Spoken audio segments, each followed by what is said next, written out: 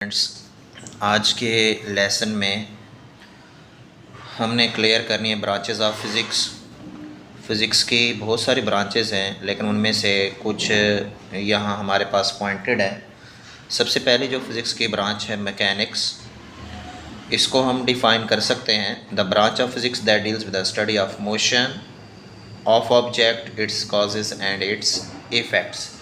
यानी कि फ़िज़िक्स की ऐसी शाख जिसके अंदर हम लोग स्टडी करते हैं अजसाम्स की हरकत और उसकी वजूहात और उसके असरात, तो उसको हम लोग नाम देते हैं मैकेनिक्स का। इसके साथ है heat, it deals with the study of nature of heat. ये डील करेगी हीट की नेचर, उसकी नौइयत कैसी है, mode of transfer of heat के मुंतकिल होने का तरीक़ाकार, हीट के मुंतकिल होने का तरीक़ाकार, और इसके साथ आगे है इफ़ेक्ट्स ऑफ हीट के असरात। इसके साथ साउंड है, it deals with the study of physical aspect of sound waves, their production, properties and applications. अब इसके अंदर क्या है भाई, साउंड वेव्स के बारे में हम स्टडी करते हैं और ये प्रोड्यूस कैसे हो रही है। अब अगर मैं स्पीक कर रहा हूँ, बोल रहा हूँ, मेरा वोकल कॉर्ड और डायाफ्राम वाइब्रेट करेगा, due to vibration there is a production of sound. और इसके साथ इनकी प्रॉपर्टीज़, आवाज़ की मुख्तलिफ प्रॉपर्टीज़ होती हैं, जैसा कि पिच हो गया, क्वालिटी हो गई, इंटेंसिटी ऑफ साउंड की बात करते हैं, ये इसकी प्रॉपर्टीज़ हैं। अब इसके साथ है लाइट, यानी कि ऑप्टिक्स।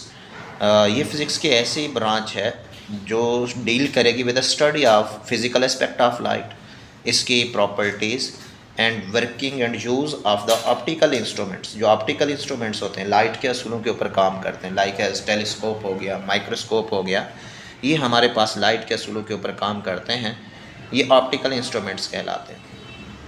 अगर हम दूसरे मेथड से लाइट को डिफ़ाइन कराना चाहें, the form of energy that give the, तो लाइट हमारे पास क्या थी, फॉर्म ऑफ एनर्जी थी that give the sense of vision, जो हमें देखने के काबिल बनाती है, उसको भी हम लोग किसका नाम देते हैं, लाइट का। और इसके साथ है electricity and magnetism. It deals with the study of charges at rest और इन मोशन। जब चार्जेस रेस्ट के अंदर होंगे या मोशन के अंदर होंगे, जैसा कि इलेक्ट्रोस्टैटिक की बात करते हैं, और इनका रिलेशनशिप या अफेक्ट विद मैग्नेटिज्म, तो उसको हम लोग नाम देते हैं इलेक्ट्रिसिटी एंड मैग्नेटिज्म का।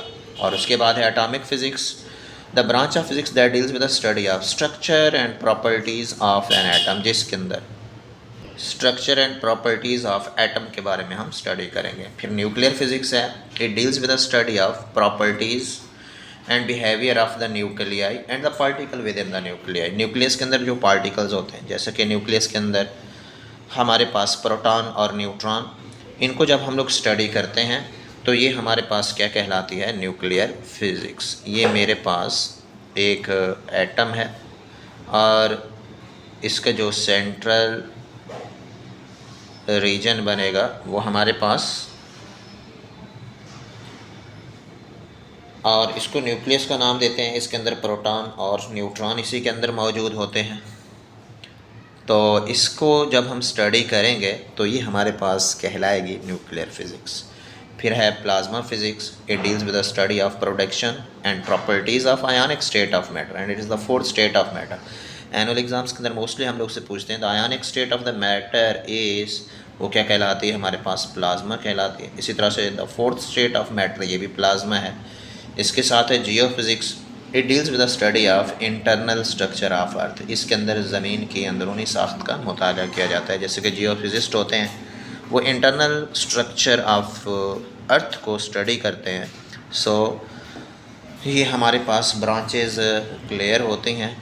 इनके बाद नेक्स्ट जो लेसन है फ़िज़िकल क्वांटिटीज़ वाला, वो इंशाल्लाह हम नेक्स्ट करेंगे।